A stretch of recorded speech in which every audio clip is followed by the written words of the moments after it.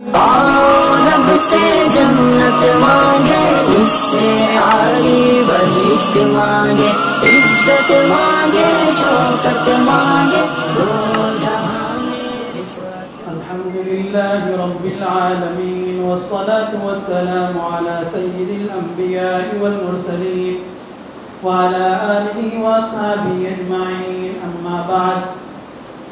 फ़क़द क़ाल अल्लाहु तबारक व तआला फ़िल क़ुरआनिल मजीद वल फ़ुरक़ानिल हमीद। फ़अऊज़ु बिल्लाहि मिनश शैतानिर रजीम। बिस्मिल्लाहिर रहमानिर रहीम। वअज़्ज़िन फ़िन्नासि बिल-हज्जि यअतूक रिजालन व अला कुल्लि ज़ामिरिन यअतीन मिन कुल्लि फ़ज्जिन अमीक़। वक़ाल तआला फ़ी मक़ामिन आख़र वल फ़ज्रि व लयालिन अश्र वश्शफ़्इ वल वत्र वल्लैलि इज़ा यस्र हल फ़ी ज़ालिका क़समुन लिज़ी हिज्र। अन इब्न अब्बास रज़ियल्लाहु अन्हुमा क़ाल क़ाल रसूलुल्लाहि सल्लल्लाहु अलैहि वसल्लम मा मिन अय्यामिन अल-अमलु स्सालिहु अहब्बु इलल्लाहि मिन हाज़िहिल अय्यामिल अश्र औ कमा क़ाल अलैहि स्सलातु वस्सलाम। अल्लाहुम्मा सल्लि अला सय्यिदिना मुहम्मद व अला आलि सय्यिदिना मुहम्मद अफ़ज़ल सलवातिका बिअददि कलिमातिका व बारिक व सल्लिम। अल्लाहुम्मा सल्लि अला सय्यिदिना मुहम्मद व अला आलि सय्यिदिना मुहम्मद अफ़ज़ल सलवातिका बिअददि कलिमातिका व बारिक व सल्लिम। अल्लाहुम्मा सल्लि अला सय्यिदिना मुहम्मद व अला आलि सय्यिदिना मुहम्मद अफ़ज़ल सलवातिका बिअददि कलिमातिका व बारिक व सल्लिम। अल्लाह तबारक व तआला ने इस कायनात को बनाया और फिर इस कायनात के अंदर जितनी चीज़ें हैं उन तमाम के दरमियान एक मरातिब तय कर दिए गए, यानी उनके दर्जे तय कर दिए।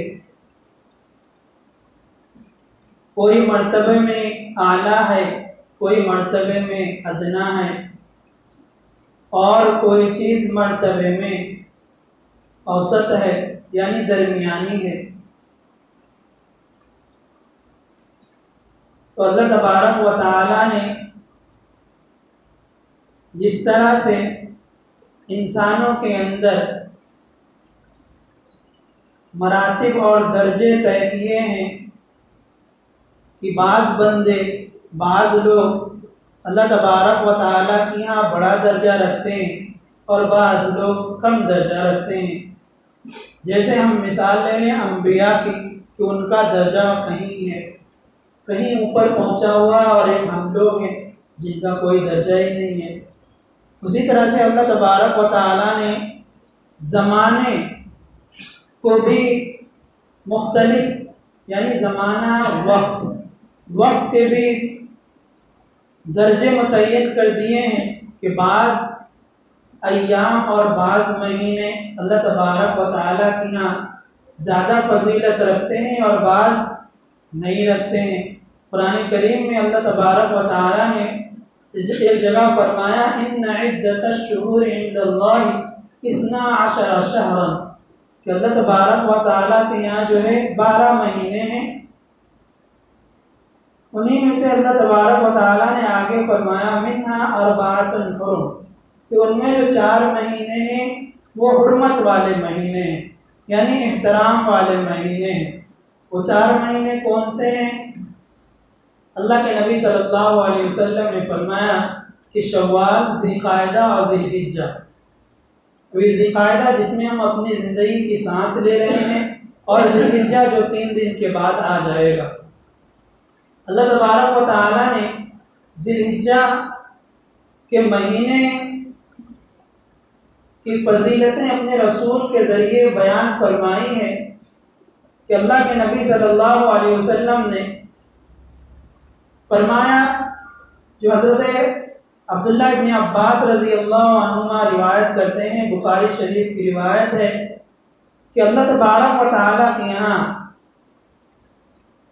सबसे ज़्यादा महबूब वो अमल है और पसंदीदा है जो ज़िलहिज्जा के महीने में किया जाए, यानी वो नेक अमल, नेकियां जो ज़िलहिज्जा में की जाएं वो परवरदिगार के यहाँ बहुत ज़्यादा पसंदीदा हैं।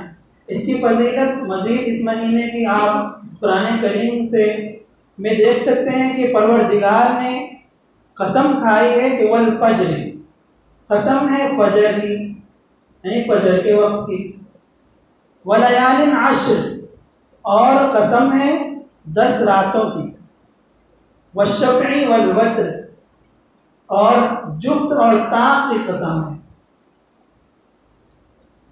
वल्लैलि इज़ा यसर, और कसम है रात की जब वो गुजर जाती है। तो अल्लाह तबारक व तआला ने इसके अंदर फजर की जो कसम खाई और उसके बाद वलयालिन अश्र कहा कि 10 रातों की कसम, इससे मुफस्सिरीन किराम ने कहा है कि इससे मुराद ज़िलहिज्जा के जो शुरू के 10 दिन हैं वो मुराद है। अल्लाह के नबी सल्लल्लाहु अलैहि वसल्लम ने इस 10 दिन के ताल्लुक़ से बहुत ज़्यादा फजीलतें बयान की हैं कि आप सल्लल्लाहु अलैहि वसल्लम ने फरमाया कि इन 10 दिनों में एक तो वो है कि जो अमल जो भी नेकी की जाए दीगर अय्याम में उससे ज़्यादा पसंदीदा वो इन अय्याम की, यानी इन 10 दिनों की फजीलतें और महबूब अल्लाह तबारक व तआला के यहाँ है ये इन 10 दिनों की नेकियाँ। तो अल्लाह तबारक व तआला ने इन 10 दिनों की बहुत ज़्यादा फजीलतें बयान की हैं। आप सल्लल्लाहु अलैहि वसल्लम ने फरमाया कि इन 10 दिनों का एक रोज़ा साल भर रोज़ा रखने का सवाब अता करता है। यानी इन 10 ज़िलहिज्जा के जो 10 दिन है, 10 दिन तो एक दिन आपका वो ईद का दिन हो जाएगा तो 9 दिन बचते हैं। 9 दिन में अगर कोई एक बंदा एक रोज़ा रख लेता है तो गोया उसने साल भर रोज़ा रखा, इसका सवाब उसको मिलता है। तो सोचिए जो 9 रोज़े रख ले, 9 बरस उसने मुसलसल रोज़े रखे, कितनी बड़ी फजीलत की बात है। वहीं अल्लाह के नबी सल्लल्लाहु अलैहि वसल्लम ने यह भी फरमाया कि किसी ने अगर ये 9 दिन रोज़ा रख ले या एक ही रोज़ा रखा तो उसके अगले पिछले गुनाह माफ़ कर दिए जाते हैं। इन गुनाहों से मुराद सगीरा गुनाह है, छोटे गुनाह है, बड़े गुनाह तौबा से ही माफ़ होते हैं। ये एक फजीलत है। अल्लाह के नबी सल्लल्लाहु अलैहि वसल्लम कह रहे हैं कि अगले पिछले गुनाह भी माफ़ हो जाते हैं। वहीं अल्लाह के नबी सल्लल्लाहु अलैहि वसल्लम ने फरमाया कि ये तो दिन के ताल्लुक़ से, रात के ताल्लुक़ से अल्लाह के नबी सल्लल्लाहु अलैहि वसल्लम ने फरमाया कि किसी ने अगर इन 10 दिनों की रात में एक रात में इबादत कर लिया तो गोया कि वो शब कदर में इबादत किया, यानी उसको जो सवाब मिलेगा शब कदर के बराबर का सवाब मिलेगा। शब कदर किसके बराबर है? 1000 महीनों से अफजल है। इन्ना अंज़लनाहु फी लैलतिल क़द्र वमा अदराका मा लैलतुल क़द्र लैलतुल क़द्रि खैरुम मिन अल्फ़ि शहर। 1000 महीनों से बेहतर ये एक रात है। तो गोया अगर इन 10 दिनों की एक रात को भी अगर बंदा अल्लाह तबारक व तआला के सामने गिड़गिड़ा लेता है, राज़ो नियाज की बातें कर लेता है, कोई ज़रूरी नहीं है कि आप नमाज में ही खड़े रहें, कोई सा भी अमल करें। अल्लाह के नबी सल्लल्लाहु अलैहि वसल्लम की एक और हदीस है कि नबी सल्लल्लाहु अलैहि वसल्लम से पूछा गया इन 10 दिनों के आमाल के ताल्लुक़ से, तो आप सल्लल्लाहु अलैहि वसल्लम ने फरमाया फ़अक्सिरू फ़ीहिन्ना अत-तकबीर व-तहलील व-तहमीद, कि इसके अंदर यानी इन 10 दिनों में ज़्यादा से ज़्यादा तकबीर कही जाए। अल्लाहु अकबर भी कह सकते हैं, या अल्लाहु अकबर ला इलाहा इल्लल्लाह अल्लाहु अकबर वलिल्लाहिल हम्द, ये भी कह सकते हैं। तो नबी सल्लल्लाहु अलैहि वसल्लम ने तकबीर का कहा, तहलील का कहा, यानी कलमा तौहीद ला इलाहा इल्लल्लाह का जिक्र करने की तलकीन की आप सल्लल्लाहु अलैहि वसल्लम ने। वहीं फरमाया तहमीद के ताल्लुक़ से, यानी अल्लाह तबारक व तआला की तारीफ़ बयान की जाए। तो अल्लाह के नबी अल्लाह तबारक व तआला की तस्बीह बयान कीजिए, तकबीर बयान कीजिए, तहमीद बयान कीजिए, फिर तहलील भी कर लीजिए। तो अल्लाह के नबी सल्लल्लाहु अलैहि वसल्लम ने हमें इन अय्याम से, नबी सल्लल्लाहु अलैहि वसल्लम ने जो बताया है कि दीगर अय्याम की फ़जीलतें अपनी जगह है, लेकिन इन अय्याम की फ़जीलतें नबी सल्लल्लाहु अलैहि वसल्लम ने ज़्यादा बतलाई हैं। ज़हनों में सवाल पैदा होता है कि नबी सल्लल्लाहु अलैहि वसल्लम ने कि अहादीस मुबारका जो है रमज़ान के आखिरी 10 दिनों के ताल्लुक़ से ज़्यादा फजीलतें रमज़ान के आखिरी के 10 दिनों के ताल्लुक़ से, और इस हदीस में नबी सल्लल्लाहु अलैहि वसल्लम ज़िलहिज्जा के शुरू के 10 दिनों की फजीलतें बयान कर रहे हैं। दोनों में तत्बीक इस तरह होगी कि नबी सल्लल्लाहु अलैहि वसल्लम के कहने का मतलब ये था कि वो जो है, उनकी मुफस्सिरीन किराम ने भी इस राय को जो है ना 2 जगह तकसीम किया है। बाद लोगों ने कहा कि ज़्यादा फजीलत वाले जो है वो रमज़ान के आखिरी के 10 दिन है, और बाद मुफस्सिरीन ने कहा है कि ये ज़िलहिज्जा के जो शुरू के 10 दिन है इसकी फजीलतें हैं। एक से मुराद एक की रातें हैं और एक से मुराद एक के दिन है, यानी रमज़ान के अंदर है वो आप दिन में रोज़ा रखते हैं वो मुराद ले लीजिए, यहाँ पर है आप रात की इबादतें मुराद ले लीजिए। तो इस तरह तदबीर दे सकते हैं कि नबी सल्लल्लाहु अलैहि वसल्लम ने उसकी भी फजीलत अपनी जगह बयान की है, इसकी भी फजीलत अपनी जगह बयान की है। वहीं इस महीने की फजीलत का अंदाज़ा इससे भी लगाया जा सकता है कि हज़रत उमर फ़ारूक रज़ी अल्लाह अन्हु की खिदमत में एक यहूदी आया और कहा कि तुम्हारे कुरान में जो तुम कुरान पढ़ते हो उसके अंदर एक आयत है कि जिसके जो नाजिल हुई है तुम्हारे नबी पर, अगर वो आयत हमारे ऊपर नाजिल होती तो जिस दिन वो आयत नाजिल हुई हम हर साल उस दिन ईद मनाते, हर साल हम उस दिन ईद मनाते। उमर फारूक रज़ी अल्लाह अन्हु ने पूछा वो कौन सी आयत है? तो उस यहूदी ने कहा कि वो आयत 6वें पारे की अल-यौमा अकमलतु लकुम दीनकुम व अतममतु अलैकुम निअमती व रज़ीतु लकुमुल इस्लाम दीना, कि आज हमने तुम्हारे लिए तुम्हारा दीन को मुकम्मल कर दिया, यानी इसी ज़िलहिज्जा के दिनों में इस्लाम मुकम्मल हुआ। यानी सबसे बड़ी जो दौलत है और नेमत इंसानों को, हम मुसलमानों को मिली हुई है वो ईमान की दौलत है। अगर कोई इंसान बहुत बड़ा बिजनेसमैन है या फिर PM है, CM है, कलेक्टर है, कुछ भी हो, अगर ईमान से उसका दिल खाली है तो गोया कि उसकी कोई हैसियत नहीं है, कोई औकात नहीं है परवरदिगार के यहाँ। लेकिन अगर कोई झोपड़पट्टी में रहने वाला है, कच्चे मकानों में रहने वाला है, लेकिन उसका दिल जो है नूर ईमान से मुनव्वर है, उसके दिल में जो है शोले ईमान भड़क रहा है और वो अपने यकीन को बनाए हुआ है, तो उस कलेक्टर से, उस CM से, उस PM से कई दर्जा बढ़ा हुआ है इंसान। क्यों? सबसे बड़ी नेमत इंसान की इसके लिए जो अल्लाह तबारक व तआला ने नाज़िल फरमाई वो ईमान की दौलत है। तो ये ईमान की दौलत, इस्लाम की दौलत इसी महीने में मुकम्मल हुई। तो हज़रत उमर फारूक रज़ी अल्लाह अन्हु ने कहा कि क़द अरफ़ना ज़ालिकल यौम, कि हम उस दिन को जानते हैं, व अल मकान अल्लज़ी उन्ज़िलत फ़ीही, उस मकान को भी जानते हैं कि जहाँ पर ये आयत नाजिल हुई। कि नबी सल्लल्लाहु अलैहि वसल्लम उस दिन कौन से मकाम पर थे? मक्का के अंदर थे। कौन सा महीना था? ये ज़िलहिज्जा का महीना था। कौन सा दिन था? अरफा का दिन था, यानी तारीख जो थी वो अरफा 9वीं ज़िलहिज्जा। और फिर कौन सा दिन था? जुमे का दिन था। गोया कि वो यहूदी ये कहना चाह रहा था कि आप भी इस दिन को ईद मना लो ना।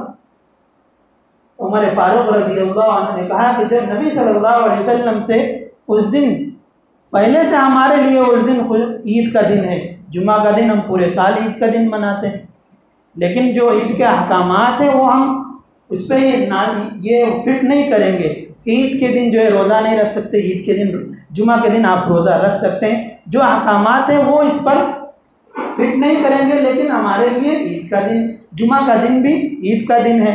उसी तरह से 9वीं ज़िलहिज्जा है, जिस दिन हज का जो रुकन है वुकूफ़ अरफा, हज जो होता है अरफा में क़याम, उस दिन जो है नबी सल्लल्लाहु अलैहि वसल्लम पर ये आयत नाजिल हुई। तो ऐसे भी वो खुशी का दिन है कि नबी सल्लल्लाहु अलैहि वसल्लम ने उस दिन हज अदा किया था और तमाम मुसलमानों को ये सबक दिया था कि वो भी हज अदा किया करें, हज करें।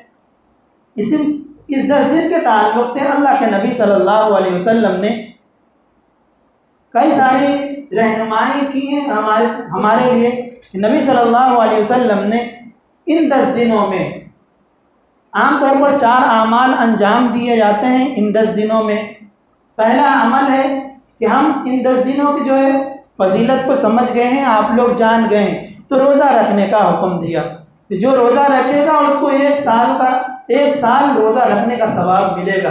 तो रोज़ा रख लें। अगर किसी से पूरे रोज़े नहीं होते हैं तो फिर 9वीं ज़िलहिज्जा का रोज़ा रख लें। 9वीं ज़िलहिज्जा यानी यौम अरफा, जिस दिन हाजी लोग वुकूफ़ अरफा करते हैं, अरफा के मैदान में क़याम करते हैं, उस दिन जो है रोज़ा रखना है। अब ये होता है हमारे यहाँ कि वुकूफ़ अरफा वहाँ एक दिन पहले हो जाता है, हमारे यहाँ एक दिन बाद।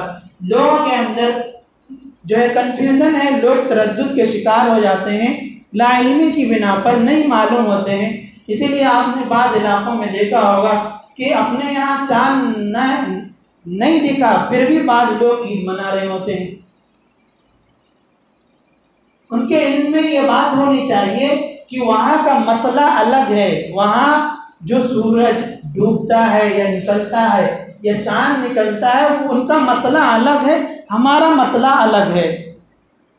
अभी अगर हम यहाँ देख लें इंडिया के अंदर, अभी हमारा जो दोपहर का वक्त है, अमेरिका में देख लें आप, ईशा का वक्त होगा गालिबन। तो क्या हम अगर उनको अपना आइडियल माने, फॉर एग्ज़ाम्पल अमेरिका को माने और वहाँ वो लोग चाँद देख लें, या फिर वो लोग अभी ईशा की नमाज़ पढ़ रहे हैं तो हमें भी दिन में ईशा की नमाज़ पढ़नी चाहिए। या फिर ले लें अभी हम यहाँ इंडिया में हैं और वहाँ सऊदी अरब के अंदर अभी इशराक का वक्त होगा बहुत ज़्यादा, तो या चाश्त का वक्त होगा, तो हमें ज़ोहर की नमाज़ सुबह में तो नहीं पढ़नी है ना, ज़ोहर के वक्त में पढ़नी है।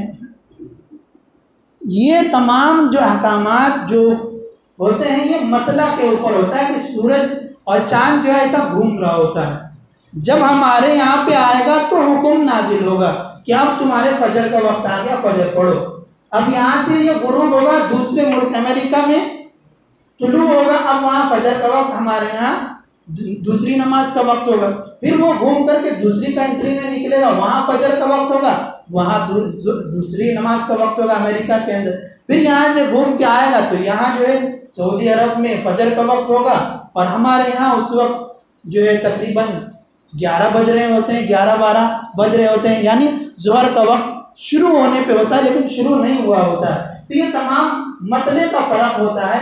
ये नहीं कि वहाँ हमने चाँद देख ली, वहाँ लोगों ने ईद मनाया तो देखा देखी हम ईद मना ले, हाजियों ने वकूफ़ अरफा किया तो हम भी आज रोज़ा रख रहे, नहीं, बल्कि आपका चाँद जब दिखा है उस दिन से शुमार कीजिए कि 9वीं ज़िलहिज्जा कब है, उस दिन रोज़ा रखना है कम से कम। या तो पूरे 9 दिन रोज़ा रख लीजिए, हर रोज़े का सवाब 1 साल के बराबर है, या फिर कम से कम 9वीं ज़िलहिज्जा का रोज़ा रख लीजिए। दूसरा हुक्म है कि अल्लाह के नबी सल्लल्लाहु अलैहि वसल्लम ने फरमाया इज़ा दख़लल अश्र, कि जब ये अशरे ज़िलहिज्जा के ये 10 दिन दाखिल हो जाए, व अराद बाज़ुकुम अन युज़हिया, और तुम में से बाज़ जो है कुर्बानी करने का इरादा करे, फ़ला यअख़ुज़न्ना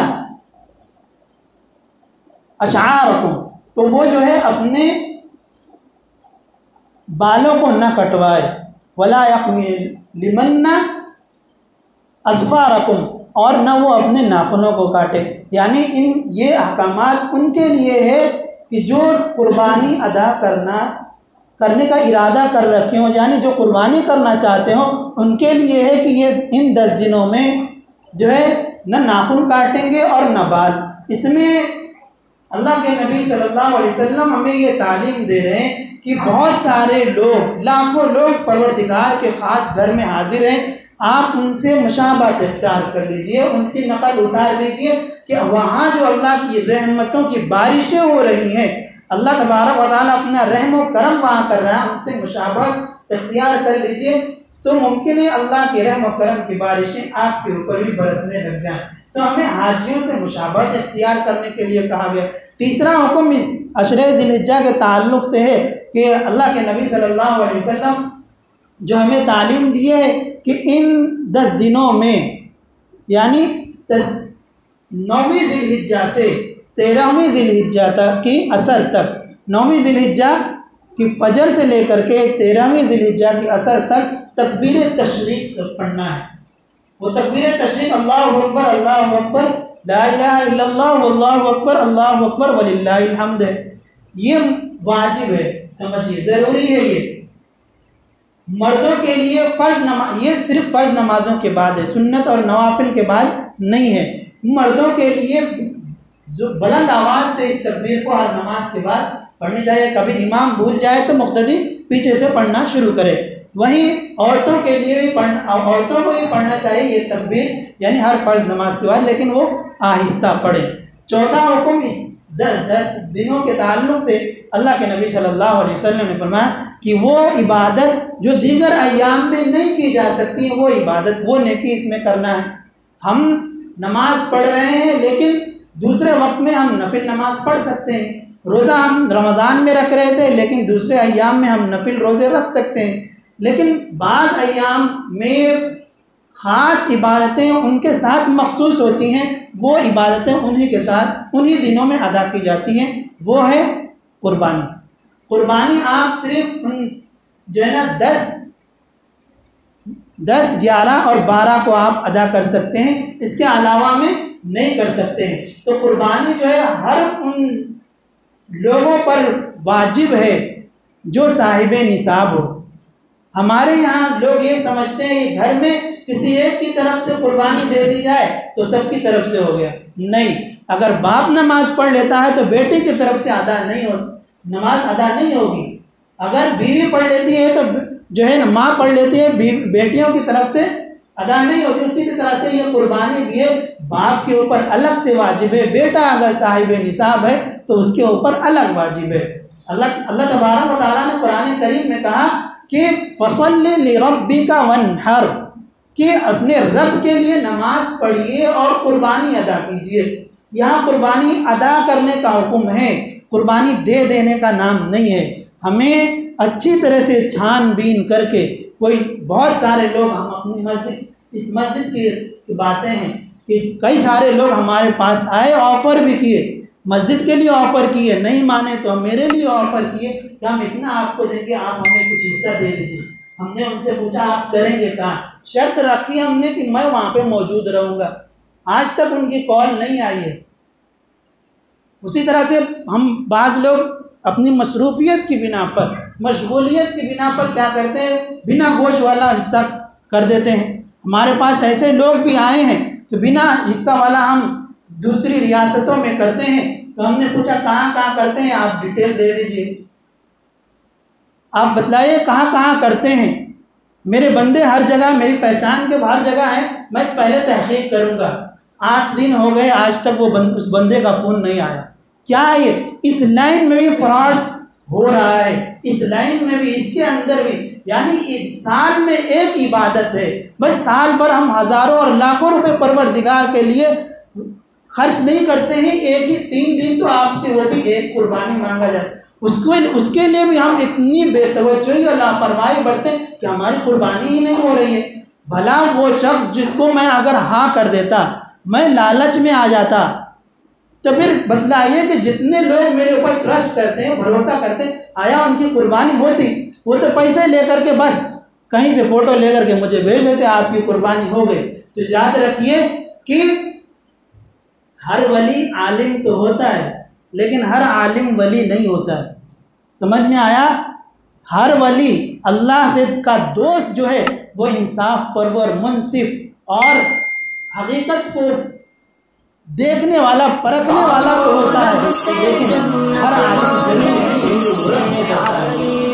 हर कोई कुर्बानी जिम्मेदारी लेने वाला ज़रूरी नहीं है कि वो कुर्बानी कर ही रहा है, वो पैसे कहीं और जा रहे हैं, आपकी कुर्बानी ज़ाय हो रही है। परवरदिगार ने कहा फसल्लि लिरब्बिका वन्हर, कुर्बानी अदा करो, जिस तरह से अकीमुस्सलाह, नमाज अदा करो। ये नहीं कि नमाज पढ़ लो क्या मतलब आए मारे चोंच और निकल गए, नहीं, अदा करो बिल्कुल तादील अरकान के साथ आपको ये नमाज अदा करना है। उसी तरह से आतुज़ ज़का कहा, ज़कात अदा करो, अच्छी तरह से तहकीक करो आया वो जिसके पास आपका माल जा रहा है वो मसरफ में दाखिल है या नहीं है, वो उसका मुस्तहिक है या नहीं है, वो देख लीजिए। उसी तरह से यहाँ भी वनहर कहा गया कि आप कुर्बानी अदा करो, यानी अच्छी तरह से तहकीक कर लो कि जिनको आप कुर्बानी अदा करने के लिए कह रहे हैं, पैसे दे रहे हैं, वो वाकई वो कुर्बानी दे रहा है या नहीं दे रहा है। तो इस हिज्जा के जो फजीलतें बयान की गई हैं उनके उसके ज़िम्न में 4 बातों का हमसे मुतालबा है। उन 4 बातों पर हम अमल कर लें तो परवरदिगार की रहमत से हमें उम्मीद है कि परवरदिगार हमें इस दुनिया में भी कामयाब करेगा और आखिरत में भी कामयाब करेगा। लेकिन ज़िम्मेदारी के साथ जो भी कीजिए, ज़िम्मेदारी के साथ कीजिए कि अल्लाह तबारक व तआला हमारी उन नेकियों को कबूल फरमाए। साल भर हम खाते हैं हज़ारों लाखों रुपए, क्या हम रब के लिए 4000 5000 रुपये साल में नहीं दे सकते हैं?